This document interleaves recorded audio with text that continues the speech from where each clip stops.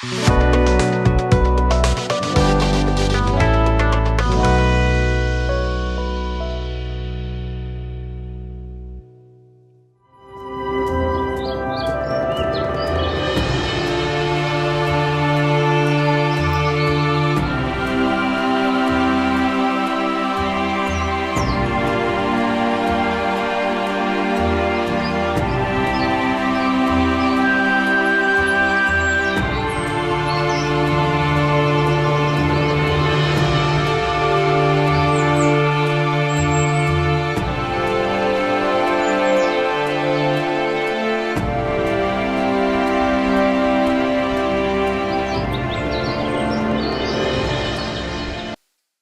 जीशु ख्रीष्ट अति बहुमूल्य नाम संपर्क इंडिया द्वारा प्रस्तुत कार्यक्रम नुआ सकाल आशार आज अध्याय आपण को स्वागत जनाए।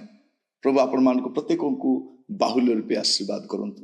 आपण माने नियमित आमर कार्यक्रम देखुथिबारु मु आपन को धन्यवाद जनाए। आपणकर प्रियजन बंधुवर्ग परिवार रु बा मंडली रु बा आपणकर अंचल रे जो माने ए कार्यक्रम सहित जड़ित ही नांती मु अनुरोध करे आपन को समान को जणांतु जेपर से माने कार्यक्रम द्वारा लाभान्वित होई पारे।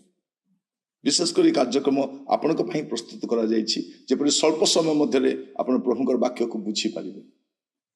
प्रभु आपन मान को अनुग्रह करंतु। नियमित प्रार्थना करिबा हम पई ए कार्यक्रम पई प्रार्थना करूथिबे। यार पृष्ठपोषकता करूथिबा मानकर बंधु मान को पई प्रार्थना करिबे। हमर टेक्निकल टीम पई प्रार्थना करिबे। मो पाई मध्य प्रार्थना करबा पे भूलिबे नै। जेपर आमे आपनकर आवश्यक आत्मिक आहार प्रभु कठर प्राप्त होई आपण मान को हम देई परिबो। दया करी आपण मान को प्रार्थना रे स्मरण करबा पे भूलिबे नै। आज जो प्रसंग रे हमें प्रभु का वाक्य ध्यान करबा आलोच्य प्रसंग होछि सबुठारु बड़ परीक्षा। सबुठारु बड़ परीक्षा।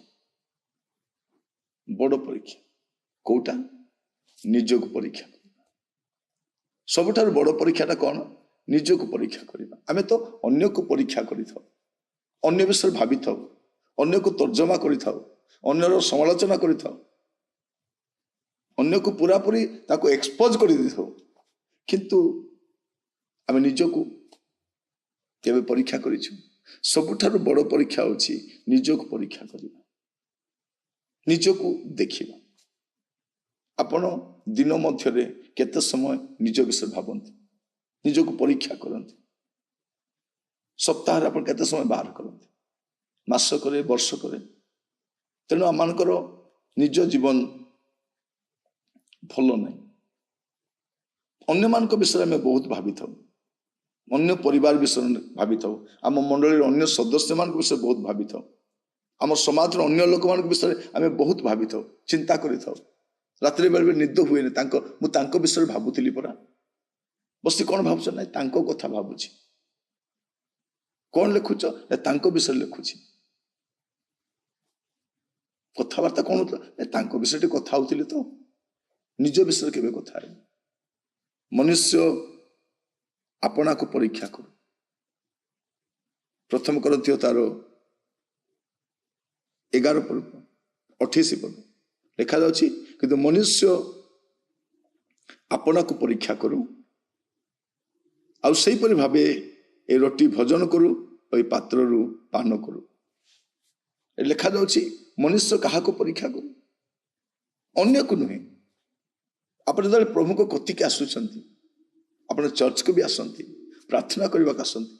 आमे जानू लोक 18 पर्व जने लोक प्रार्थना करबा का आसुछि, से प्रार्थना करबा परिवर्ते से अन्य विषय कहूछि मु या भलिया मध्य नुहे, मु या परि मध्य नुहे, मु या भलिया लोक नुहे। आपण कि भली लोक निजको परीक्षा करंतु, निजको समीक्षा करंतु। एठी मेज सम्मुख रे आसीबा समय मध्य मनुष्य कहा को परीक्षा करू।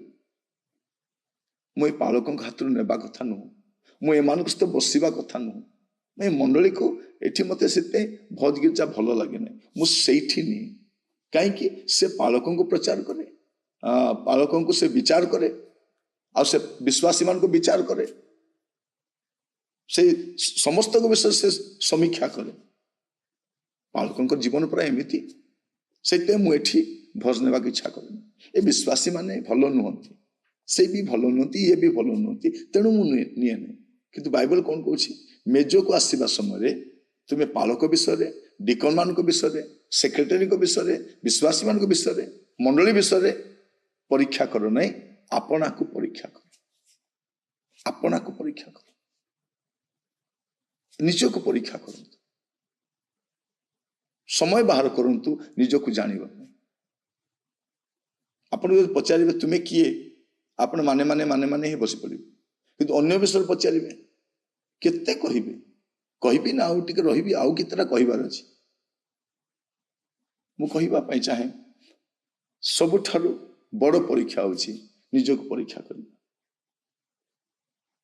ନିଜକୁ ଦେଖିବା। ଆମକୁ ଆଖି ଦିଆଯାଇଛି ନିଜକୁ ଦେଖିବା ପାଇଁ, ଅନ୍ୟକୁ ଦେଖିବା ପାଇଁ ନାହିଁ। ଆମେ ସବୁବେଳେ ଅନ୍ୟକୁ ଦେଖୁ। ମୁଁ ଆପଣମାନଙ୍କୁ ଆଜି ବାକ୍ୟ ଜରିଆରେ କହିବା ପାଇଁ ଚାହେଁ ସବୁଠାରୁ ବଡ଼ ପରୀକ୍ଷା କଣ? ନିଜକୁ ପରୀକ୍ଷା କରିବା, ନିଜକୁ ସମୀକ୍ଷା କରିବା, ନିଜକୁ ତର୍ଜମା କରିବା, ନିଜର ଛବି। ଆପଣ ଟିକେ ଆଖି ବନ୍ଦ କରି ନିଜ ବିଷୟରେ ଭାବି ଦେଖନ୍ତୁ। ଆପଣ ଯେବେ ବି ଆଖି ବନ୍ଦ କରିବେ ଅନ୍ୟମାନେ ଦେଖାଯିବେ। କାହା ବିଷୟରେ ଭାବୁଛ? ନାଇଁ ମୁଁ ଯାଙ୍କ କଥା ଭାବୁଛି, ମୋ ମାମୁଙ୍କ କଥା ଭାବୁଛି, ମୋ ଶାଶୁଙ୍କ କଥା ଭାବୁଛି, ମୋର ବୋହୂ କଥା ଭାବୁଛି, ମୁଁ ତାଙ୍କ କଥା ଭାବୁଛି। ଆଖି ବନ୍ଦ କଲେ ସମସ୍ତେ ଦେଖାଯାଆନ୍ତି, କିନ୍ତୁ ଆପଣ ନିଜକୁ ଦେଖିପାରନ୍ତି କି? ଚେଷ୍ଟା କରନ୍ତୁ ନିଜକୁ ଦେଖିବା ପାଇଁ। ସବୁଠାରୁ ବଡ଼ ପରୀକ୍ଷା କଣ? ନିଜକୁ ପରୀକ୍ଷା କରିବା, ନିଜକୁ ସମୀକ୍ଷା କରିବା, ନିଜକୁ ଦେଖିବା। ନିଜର ବାସ୍ତବ ଛବି ଆପଣ ଜାଣନ୍ତି କି? ଆପଣ ସବୁବେଳେ ଅନ୍ୟମାନଙ୍କ ବିଷୟରେ ଚିନ୍ତା କରୁଛନ୍ତି, ଇଏ ଭଲ ନାହିଁ, ସିଏ ଭଲ ନାହିଁ, କିଏ ଭଲ ନାହିଁ। କିଏ ଭଲ? ଆପଣ ଭଲ କି?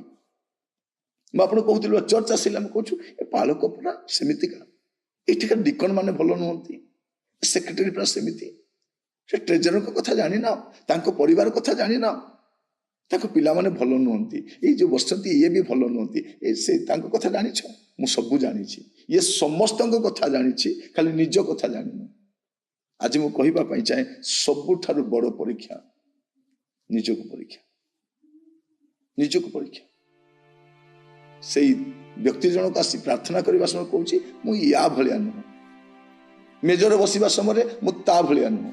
ଲେଖାଯାଉଛି ମନୁଷ୍ୟ ଆପଣାକୁ ପରୀକ୍ଷା କରୁ, ଆଉ ସେଇପରି ଭାବରେ এই ରୋଟି ଭୋଜନ କରୁ ଓ ପାତ୍ରରୁ ପାନ କରୁ। କେତେବେଳେ କରୁ? ଯେତେବେଳେ ଆପଣାକୁ ପରୀକ୍ଷା କରୁ।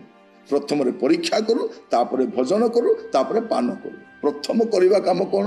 ନିଜକୁ ପରୀକ୍ଷା କରୁ। ଆପଣ ହାତରେ ରୋଟି ନେବା ପୂର୍ବରୁ, ପାତ୍ର ଧରିବା ପୂର୍ବରୁ, ପାନ ପାତ୍ର ଧରିବା ପୂର୍ବରୁ ପ୍ରଥମ କାମ କଣ କରିବେ? ନିଜକୁ ପରୀକ୍ଷା। ସବୁଠାରୁ ବଡ଼ ପରୀକ୍ଷା ସେ ଅଟେ। ପ୍ରଭୁ ଆପଣଙ୍କୁ ବୁଝିବା ପାଇଁ ସାହାଯ୍ୟ କରନ୍ତୁ, ବୁଝିବା ପାଇଁ। ଯଦି ଏବେ ପର୍ଯ୍ୟନ୍ତ ଆମେ ଅନ୍ୟମାନଙ୍କୁ ତର୍ଜମା ନ କରି ନିଜକୁ ତର୍ଜମା କରୁଛୁ, ନିଜକୁ ସମୀକ୍ଷା କରିଥାନ୍ତୁ, କେତେ ବଡ଼ ବିଷୟ ହେଇଥାନ୍ତା। କିନ୍ତୁ ଆମର ସବୁ ଶୟନେ ସପନେ ଅନ୍ୟମାନେ ହିଁ ଥାନ୍ତି। ଆମେ ଅନ୍ୟମାନଙ୍କ ବିଷୟ ଭାବିଥାଉ, ନିଜ ବିଷୟ କେବେ ଭାବିଛନ୍ତି? ଅନ୍ୟ ବିଷୟ ଚିନ୍ତା କରିକି ଆମର ଘର ଉଜୁଡ଼ିଗଲା, ଅନ୍ୟ ବିଷୟ ଚିନ୍ତା କରିକି ଆମର ଜୀବନ ବିଗିଡ଼ିଗଲା। ଟିକେ ଚେଷ୍ଟା କରିବା ନିଜକୁ ସମୀକ୍ଷା କରିବା ପାଇଁ। ଆଜିର ପ୍ରସଙ୍ଗ ହେଉଛି ସବୁଠାରୁ ବଡ଼ ପରୀକ୍ଷା। ସେଇଟା କଣ? ନିଜକୁ ପରୀକ୍ଷା କରିବା। ପ୍ରଭୁ ଆପଣଙ୍କୁ ଆଶୀର୍ବାଦ କରନ୍ତୁ। ଆସନ୍ତୁ ପ୍ରାର୍ଥନା କରିବା। ଅନୁଗ୍ରହକାରୀ ପିତା ପରମେଶ୍ୱର, ଆପଣଙ୍କୁ ଧନ୍ୟବାଦ ଦେଉଛି। ପ୍ରଭୁ ଆମେ ଜୀବନ ସାରା ଅନ୍ୟମାନଙ୍କୁ ପରୀକ୍ଷା କରିଛୁ, ଅନ୍ୟମାନଙ୍କୁ ବଚସା କରିଛୁ, ଅନ୍ୟମାନଙ୍କୁ ତର୍ଜମା କରିଛୁ, ଅନ୍ୟମାନଙ୍କ ବିରୁଦ୍ଧରେ ପ୍ରଭୁ ସତଜୀବା ହୋଇଛୁ। କିନ୍ତୁ ଆଜି ଆପଣ ଆମମାନଙ୍କୁ କହିଲେ ସବୁଠାରୁ ବଡ଼ ପରୀକ୍ଷା ନିଜକୁ ପରୀକ୍ଷା କରିବା। ଆମମାନଙ୍କୁ ସାହାଯ୍ୟ କରନ୍ତୁ ପ୍ରଭୁ, ଯେପରି ଆମେ ନିଜକୁ ପରୀକ୍ଷା କରି, ନିଜକୁ ସଂଶୋଧିତ କରି ଆପଣଙ୍କ ଗତିକି ଆସିପାରିବୁ। ପ୍ରଭୁ ଆଗାମୀ ସମୟରେ ଆମ ଜୀବନକୁ ସଜାଡ଼ିବା ପାଇଁ ଆପଣ ଆମମାନଙ୍କୁ ଅନୁଗ୍ରହ କରନ୍ତୁ। ବାକ୍ୟ ଦ୍ୱାରା କଥା ହେଇଥିବାରୁ ଧନ୍ୟବାଦ। ଆଦର ମହିମା ଆପଣଙ୍କୁ ଦେଇ ପ୍ରାର୍ଥନା ମୋର ପ୍ରାଣର ପ୍ରିୟ ଯୀଶୁଙ୍କ ନାମରେ ମାଗିବି, ଆମେନ୍, ଆମେନ୍। ପ୍ରଭୁ ଆପଣମାନଙ୍କୁ ପ୍ରତ୍ୟେକଙ୍କୁ ଆଶୀର୍ବାଦ କରନ୍ତୁ। ପ୍ରଭୁ ଅନୁଗ୍ରହ କଲେ ଆସନ୍ତାକାଲି ନୂଆ ଅଧ୍ୟାୟରେ ଜଡ଼ିତ ହେବା। ବିଦାୟ ଦିଅନ୍ତୁ। ନମସ୍କାର।